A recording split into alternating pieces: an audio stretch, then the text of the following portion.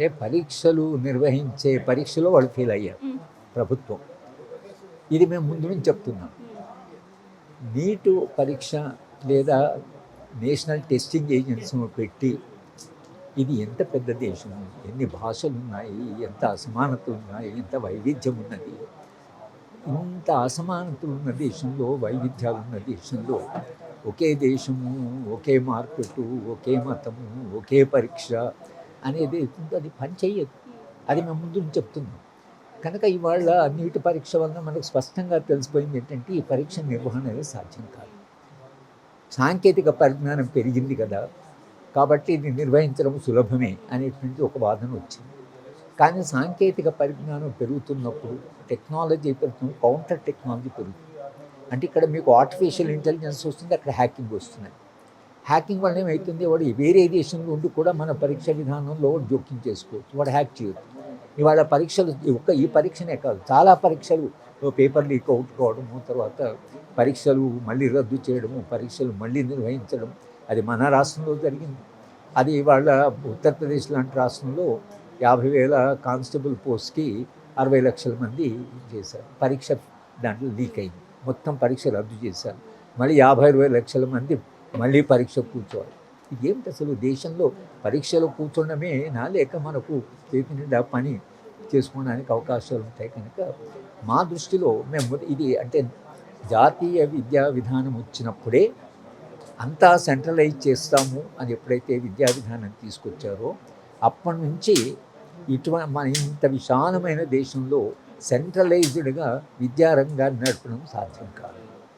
కనుక మీరు national testing agency అతన్ని తీసేశారు, డైరెక్ట్ను తీసేశారు. కానీ ఇప్పుడు ఇంకో డైరెక్ట్ ఉండేవారు, ఇంకో చైర్మన్ తీశారు. ఆయనైనా ఈ యంత్రాంగం మీదే కదా ఆధారపడి పెట్టేవారు. ఒక corrupt politician, corrupt political system ఉన్నప్పుడు పేపరు పడుకుంటాడు, అమ్మేవాడు అమ్ముతుంటాడు. ఇది నిజానికి ఒక కార్నర్లో దేశంలో ఏదో ఒక మూలలో పేపరు లీక్ అవుట్ అయితే మొత్తం దేశంలో ఉండి అందరూ సఫర్ కావాలి. ఒక రాష్ట్ర స్థాయిలోనే ఆ పరీక్షని లేదా ఒక విశ్వవిద్యాలయ స్థాయిలో పరీక్షను నిర్వహిస్తే అప్పుడు మీకేమిటంటే ఒక విశ్వవిద్యాలయంలో ఫెయిల్ అంటే పరీక్ష లీక్ అయిందనుకో, అక్కడ రద్దు చేయొచ్చు, చాలా చిన్న సంఖ్యలో ఎఫెక్ట్ అవుతారు. అలాగే రాష్ట్ర స్థాయిలో పరీక్ష నిర్వహిస్తే ఒక బీహార్ రాష్ట్రంలోనూ మధ్యప్రదేశ్లో లీక్ అవుట్ అయితే మధ్యప్రదేశ్లో రద్దు చేసుకుంటారు. కానీ అన్నీ 30 రాష్ట్రాల్లో రద్దు చేసుకోవాలి కదా, ఇది ఎంత పెద్ద సమస్య అయిపోతుంది. కనుక మేము అనుకుంటే ఏంటంటే మళ్ళీ దీన్ని వికేంద్రీకరించాలి. అంతకుముందు రాష్ట్ర ప్రభుత్వాలు ఈ పరీక్షలు నిర్వహించేది, రాష్ట్ర ప్రభుత్వాలకే ఆ బాధ్యత మనం ఇవ్వాలి. రాష్ట్ర ప్రభుత్వాలు విశ్వవిద్యాలయాల యొక్క స్వతంత్ర ప్రతిపత్తిని గౌరవించి పరీక్షల నిర్వహణ అనేది విశ్వవిద్యాలయాలకు అప్పచెప్తే అక్కడ ఉండేటువంటి ఆచార్యులు, అక్కడ ఉండే నిపుణుల వలన పరీక్ష సక్రమంగా నిర్వహించడం సాధ్యమవుతుంది. కనుక మనము ఈ వికేంద్రీకరించాలని, పరీక్ష రాష్ట్ర స్థాయిలో నిర్వహించాలి అనేటువంటి మాట. అంటే దేశ స్థాయిలో అంటే అధికార పక్షము స్పందిస్తున్నది, ఎడ్యుకేషన్ మినిస్టరు మాట్లాడాడు, నేను నైతిక బాధ్యత నేను తీసుకుంటాను అన్నాడే. కానీ నిర్వహించినప్పుడు అంతకుముందు వేరే మినిస్టర్ అదే. కానీ ఇప్పుడు వాళ్ళ స్టాండ్ ఏంటంటే నెట్ ఎవరైతే నిర్వహించాడో అతన్ని తీసేశారు. సిబిఐ ఎంక్వైరీ కావాలని డిమాండ్ చేస్తే సిబిఐ ఎంక్వైరీ చేసి అది వాళ్ళు స్పందిస్తున్నారు. కానీ మోడీ గారు ఏదైనా మంచి జరిగితే తన వల్లనే జరిగిందని, ఇలాంటి వైఫల్యాలు జరిగినప్పుడు మా ప్రభుత్వం తరఫున జరిగింది అని ఆయన ఒక విశ్వాసాన్ని కలిగించగలిగి ఈ దేశంలో ఆయన మన్ కీ బాత్ గురించి మాట్లాడతారు. ఇవాళ ఈ లక్షల మంది పిల్లలు వాళ్ళు బజార్లో పడి, వీధుల్లో పడి పోరాటం చేస్తున్నప్పుడు ఒక ప్రధానమంత్రి వాడికి ఒక విశ్వాసాన్ని కలిగించడానికి, లేదా మాకు ఈ మొత్తం సమస్య తెలుసు అని చెప్పవలసిన బాధ్యత ఆయన మీద ఉంటుంది. కానీ ఆయన మౌనంగా ఉన్నాడు. దేశమంతా కూడా అడుగుతున్న ప్రశ్న ఏంటంటే ఈ దేశాన్ని నడుపుతాము అని మొత్తంగా అధికారం ప్రధానమంత్రే దేశాన్ని నడుపుతున్నాను అనుకున్నప్పుడు ప్రధానమంత్రి స్పందించకపోతే సమాజం ఈ ప్రశ్న అడుగుతుంది, మీరెందుకు మౌనంగా ఉన్నారని. ఇలా మౌనంగా ఉండడం అనేది అది ప్రభుత్వాలకు కానీ విద్యార్థులకు కానీ పరీక్ష కూర్చుని వీళ్ళకు కూడా అది ఒక రకంగా విశ్వాసం పోతుంది, వ్యవస్థ మీద విశ్వాసం పోతుంది. విశ్వసనీయత పోయిన తర్వాత మళ్ళీ దాన్ని సాధించడం సాధ్యం కాదు. కనుక మోడీ గారు స్పందించాలి, పిల్లలకి ఆయన ఏం చెప్తాడో చెప్పాలి, ఒక కొత్త విశ్వాసాన్ని కలిగించగలిగితే అది బాగుంటుంది. అట్లా కలిగించలేకపోతే దాని పర్యవసానం చాలా సంక్షోభంలో చాలా తీవ్రంగా ఉంటుంది అనేది మనము ప్రభుత్వానికి చెప్తాం. ఇప్పుడు పరీక్ష రాసిన 24 లక్షల మందికి న్యాయం జరగాలంటే ఇప్పుడు తక్షణంగా ఎలాంటి చర్యలు తీసుకోవాలి, రీకండక్ట్ చేయాలి. ఇప్పటికే గ్రేస్ మార్కులను యాడ్ చేశారు. ఆ గ్రేస్ మార్కులో ఏ విధంగా యుద్ధ ప్రాతిపదికన యాడ్ చేశారో ఎవరు కూడా కరెక్ట్గా చెప్పలేకపోతున్నారు.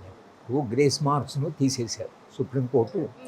ఎవరో పరీక్ష లేట్ వచ్చారు అని చెప్పేసి మీరు పరీక్షను వాళ్ళకు మార్కులు కలపడం అనేది అది అసలు సరైన పద్ధతి. ఎవరు సలహా ఇచ్చారు కానీ తప్పుడు సలహా ఒకటి.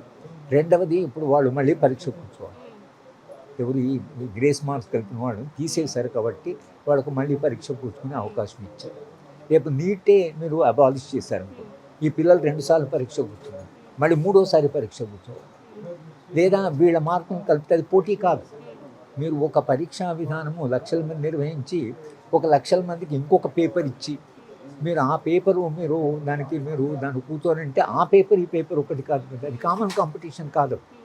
ఆ పరీక్షలో చాలామంది పాస్ అయ్యారు అనుకోండి, అప్పుడు మిగతా వాళ్ళు ఏమంటారు, వాళ్ళకు పరీక్ష చాలా సులభమైన పేపర్ ఇచ్చారు, మాకేమో కఠినమైన పేపర్ ఇచ్చారు. ఫెయిల్ అయ్యారు అనుకోండి, ఫెయిల్ అయితే వాళ్ళు ఏమంటారు, ఆ పేపర్ మేము పాస్ అయ్యేవాళ్ళం, ఈ పేపర్ అంతా కఠినంగా ఉంది. ఇది ఈ సమస్య జరుగుతూనే ఉంటుంది. మన కోర్టులకు పోతారు, న్యాయ వ్యవస్థ దీని గురించి. కనుక ఇది ఒక నిరంతరమైన, ఇట్లా కాకుండా పరీక్షను సక్రమంగా నిర్వహించడం ఎట్లా అని ఆలోచించి దాన్ని డీసెంట్రలైజ్గా కింద ఎక్కడి నుంచి ఎక్కడికక్కడ పరీక్షను నిర్వహిస్తే ఏదో ఒక ప్రాంతంలో తప్పు జరిగినా అది. కానీ వాళ్ళు మళ్ళీ నీటు మీరు మళ్ళీ జరిపాను, మొత్తంగా నీటు రద్దు చేసి మళ్ళీ జరిపాను. ఈ లోపాలు జరగవని మీరు గ్యారెంటీ ఇవ్వగలుగుతారు. పేపర్లు అమ్ముకోవడం, హ్యాకింగ్, తర్వాత లీకేజెస్, ఇవి మీరు ఆపగలిగితే ఇప్పుడే ఆపగలిగేవాళ్ళు కదా. ఇప్పుడు ఇవి నష్టం ఎక్కడ జరిగిందో ముందు మనకు తెలియాలి కదా, ఎలా జరిగిందో తెలియాలి కదా. దాని ముందు మనము దాన్ని బ్లాక్ చేయాలి, అలా జరగకుండా చూడాలి కదా.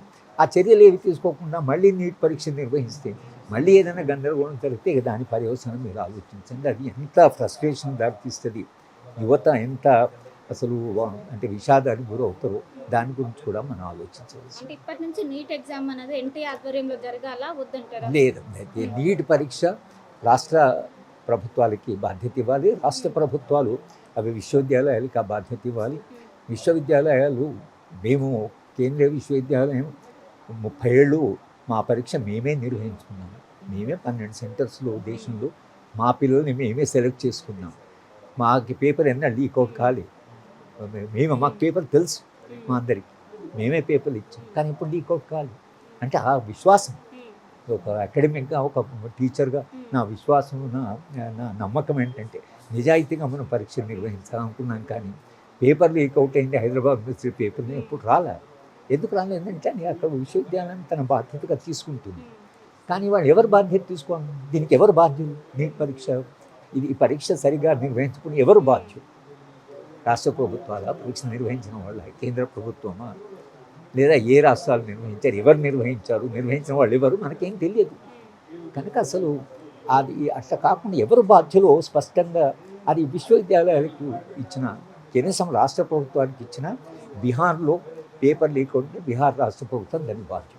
వాళ్ళు రిజైన్ చేస్తారా, పిల్లలు అక్కడ పోరాడతారు అది. కానీ బీహార్లో పేపర్ లీక్ కొడితే తెలంగాణ పిల్లలు ఇవాళ వీధుల్లో పడి పోరాటం చేస్తున్నారంటే ఏదో ఒక కారణాలు, ఒక మూలలో జరిగింది. కాబట్టి మనము స్పష్టంగా చెప్తున్నట్టంటే దీన్ని డీసెంట్గా చేయాలి. ఇది ఫెడరల్ వ్యవస్థ, విద్యారంగంలో వికేంద్రీకరణ జరగాలి. కానీ విద్యారంగాన్ని మొత్తంగా కేంద్రీకరించి ఒకే దేశం, ఒకే మతము, ఒకే ఇది, ఒకే పరీక్ష, ఒకే మార్కులు, ఒకే ట్యాక్సు అనేది విద్యారంగాన్ని వరకు అయితే పనికి